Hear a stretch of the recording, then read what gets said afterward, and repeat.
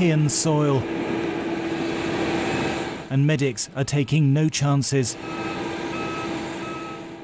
Miguel Pajares was cocooned in an isolation bubble on board a specially equipped military jet that flew him back to Spain from Liberia, where he'd been working as a missionary priest. Medics wore protective suits and respirators, and he was taken to a Madrid hospital with a police escort. Initial checks showed he's stable, and although he has a fever, he isn't bleeding, a sign of advanced disease. Other patients are being cleared from the area. Every precaution is being taken not to spread the virus. We work with a more broad margin of safety because it is a highly lethal disease. That is why I say the probability is never 0 or 100%. But the probability is very low because we work with a margin of safety and very well-trained professionals.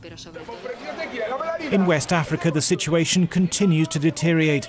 This man, feared to have Ebola, was left alone on a street of Guinea's capital for 5 hours before a specialist team of medics took him away for assessment. Locals were too terrified to help.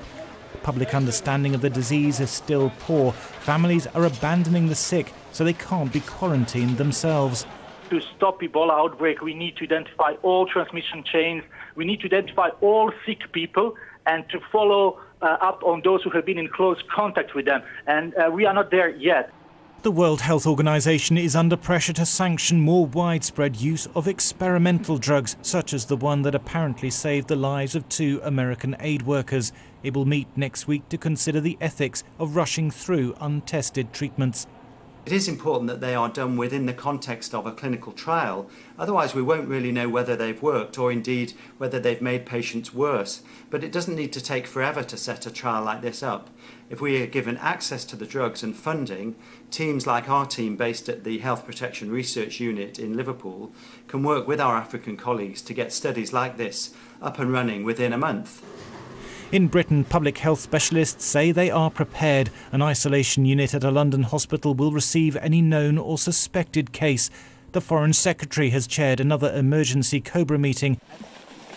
An extra £3 million is being given to strengthen the fragile health systems in West Africa in the hope of preventing further spread of the virus.